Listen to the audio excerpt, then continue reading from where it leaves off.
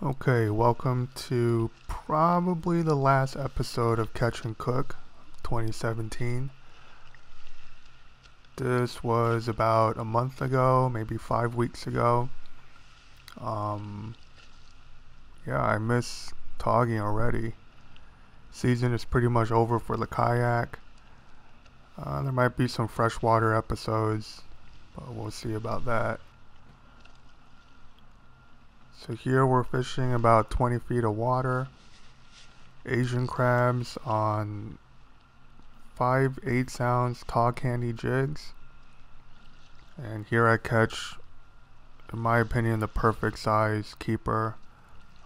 Male blackfish, hair over 16 inches.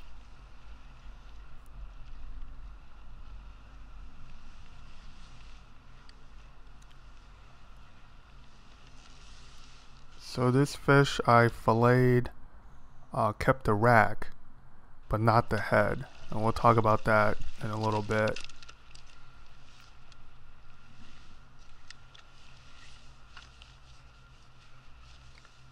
Yeah, so this guy is just the perfect size for a roast.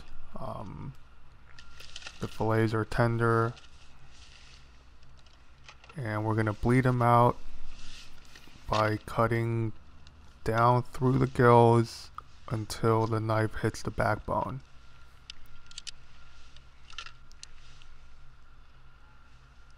This I found to be the best way to bleed out blackfish.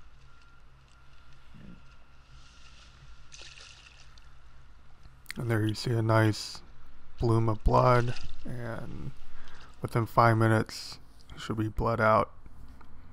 Alright, so these racks I vacuum packed, and I also snuck in a sea robin tail, which makes excellent stock. So here I'm just gonna break them down a little bit. Now, some people like using blackfish heads for their chowder base. I personally find the head just a little bit too strong in flavor. There's nothing wrong with it. There's a lot of gelatin, and it gives a nice consistency to your broth. But to me, a fish chowder should be relatively mild in flavor, so I opt to not go with the head. Anyway, these scraps and rack I roll up in dry paper towels, and that's resting in the fridge. And here is one side of the fillet. I vacuum them with the skin on because some of these I want to roast under the broiler. Having the skin on just gives you a little bit more options, and here we're gonna obviously take the skin off. Oh, did you actually text Bradley like, dude, did you send me that? No, no, no. Oh, like a garden hose. And I'm basically slicing it into I got scared. like finger-sized chunks. I was like, dude, there's so much. You don't want them too small, and you want to see the blackfish in the chowder. Now I can smell this fish a little bit more than that. These two we're going to lay on dry paper towels like we do with all fish, all meat, and wrap it up in tin foil. You never want your protein to bleed a lot of moisture. You know, you gotta soak all that moisture up for the best results, especially if you're roasting something or pan frying something. Alright, so here's the mirepoix for our fish stock, our fumet, and it's just celery, some shallots. I have some parsley stems, a few cloves of garlic, and a couple of bay leaves. Everything just very roughly chopped. So I've mentioned this before, the traditional classic French fish stock is a very clear liquid, and you achieve that by starting everything in cold water and bringing it up to just a bare simmer. So So that's not what we're gonna do. I've pretty much gone away from that method over the years. Here's a sort of a rapid simmer and a much shorter cooking time, 15 minutes once your water comes to a boil. Now you see me just move the pot off the heat. I don't want much color here. So salt, pepper, roast the fish bones just a little bit so you get a little bit of fond but no color. And then we're going to deglaze with white wine. This might be half a cup.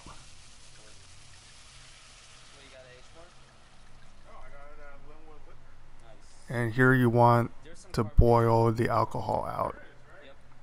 You don't need to reduce the wine, but you know, when you smell the aromas coming from the pot now, it's pretty harsh.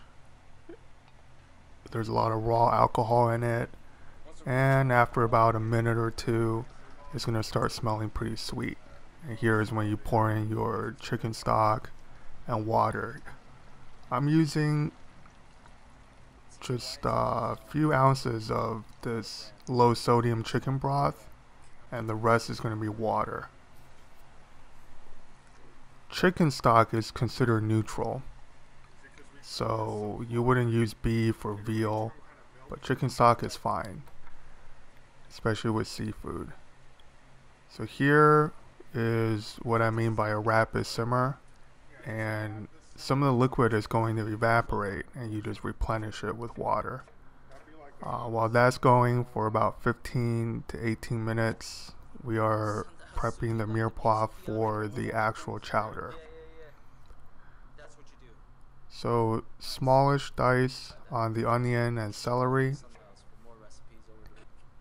and you know, take your time with these knife cuts because this is not going to be strained out. So they should be pretty even in size.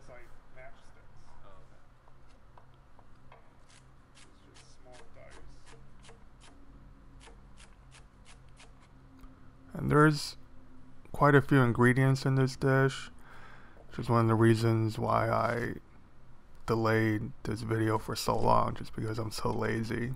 But yeah, hopefully you're able to follow all the steps.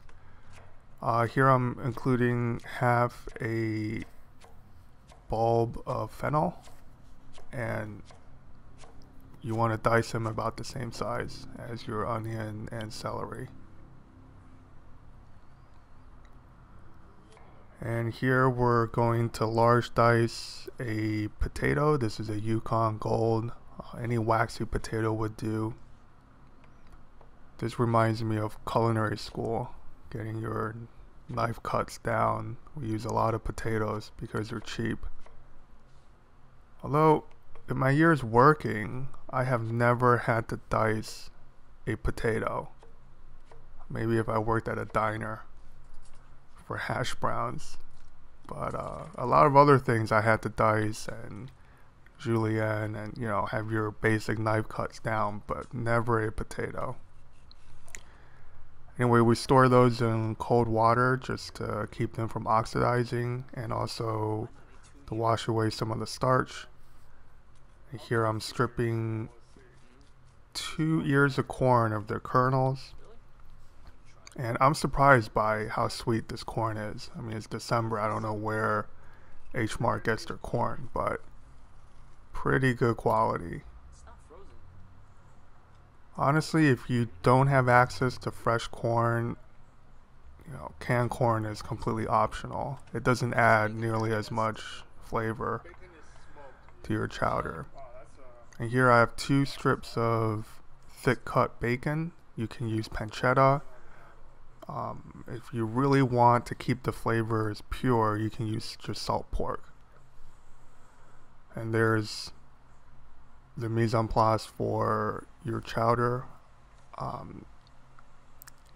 About a dozen little neck clams, and mainly because I want the juice.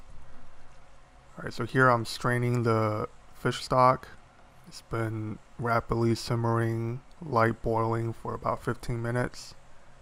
And you see how milky it is.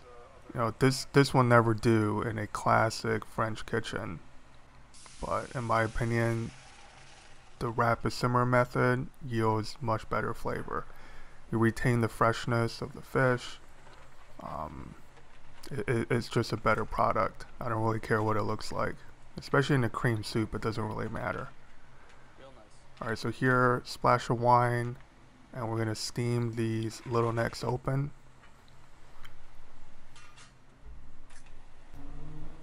Now you should remove these clams as they open. So some are going to be more stubborn than others, and you just let those cook longer and add water as needed. After, I would say 10 minutes, if you still have clams that are not open, you can shuck them open and then smell them, or you can just toss them. I think we got a perfect yield on this batch. So there's the clam juice, and these clams are pretty clean, so I didn't have to mess around with filtering them. Yeah, nobody wants that. And for this dish, I'm chopping the clam meat up pretty fine, because it's a fish chowder, not a clam chowder. And you add that to your growing pile of mise en place, and we can start the chowder cooking. A knob of butter, and your bacon goes in. You want to render most of the fat out of the bacon. They don't have to be crispy, but this takes 5 to 10 minutes. And you add your vegetable mirepoix, pinch of salt and pepper, and you sweat these down, no color. If your pan gets too hot, you just move it off the heat. Now, we are thickening this chowder with a light roux. Roux is just equal parts flour and fat cooked out. So you have options on how to thicken. There's different ways of doing it. People use potatoes that they blitz in the blender. I like using a roux, but keeping it very light. So you incorporate, this is about 1.5 tablespoons of flour total. So half of it in, and you need to cook it out. You need to really work the flour and bacon fat butter mixture. And again, the pan's getting a little hot, so I moved it off the heat. And now the rest of the flour goes in, and you need to cook this under medium to medium low heat for 5 minutes. But very important that you don't get color on the mixture. And here we're incorporating maybe half a cup of the stock. And you don't want to add all your stock in now. You add a little bit and work out the roux, make sure there's no lumps, and then you add the rest of it.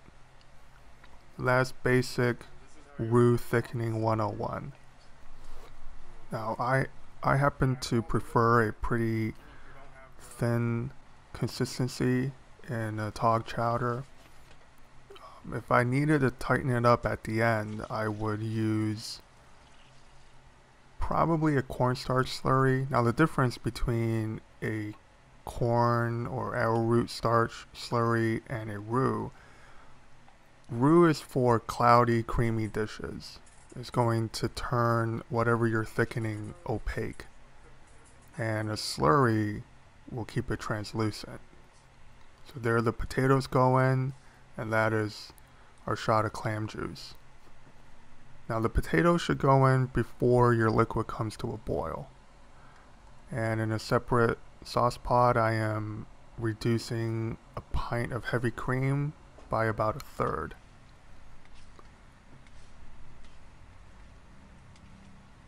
So now your basic task is to cook the potatoes through. When they're about halfway there, add your corn. And you want this at a pretty low simmer. That's about the right simmering action you want. And then there's my cream that's reducing. Now the potatoes are almost fully cooked, and we're adding our fish. This is the last thing you add before you add your cream. And then once you add all your fish, your simmer is going to go away because you lowered the temperature in the pot. Once the simmer comes back, your fish is pretty much done. You want to test it too. Once that happens, you can add your clams, and finally the heavy cream. And tog is just the perfect fish for a chowder. I really can't think of a better fish for chowder. It's white, firm, and flaky, and it holds its integrity.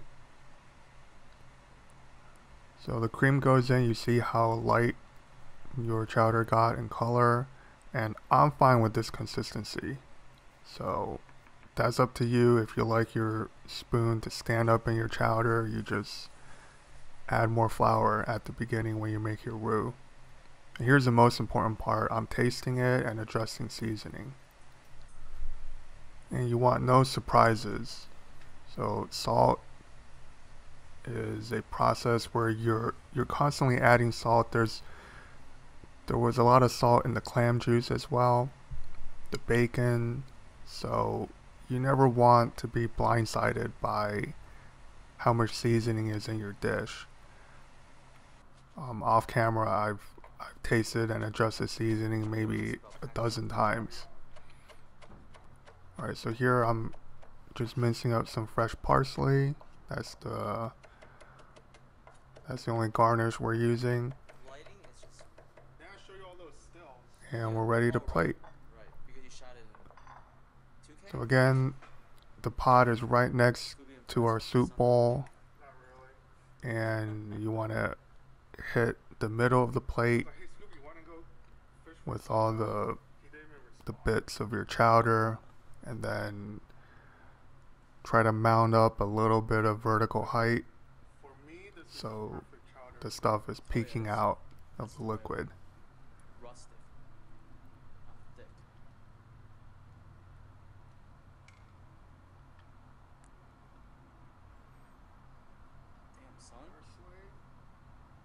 That's it. My cousin, who worked very hard filming the cooking process, he's gonna give it a test. And you always clean the rim of your bowl.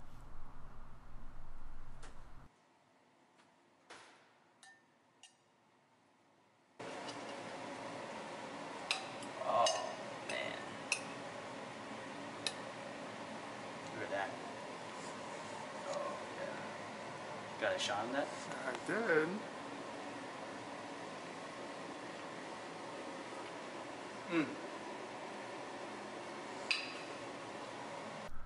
So yeah, it turned out pretty nice. I haven't made chowder in a long time. I can't remember the last time I made chowder. But in this case, really the key is having a nice fresh stock as a base, and then correct seasoning, following all the steps, not over thickening. Yeah, it's a pretty involved dish, but it's definitely worth it. Well, there it is, tog chowder. Probably the last catch and cook.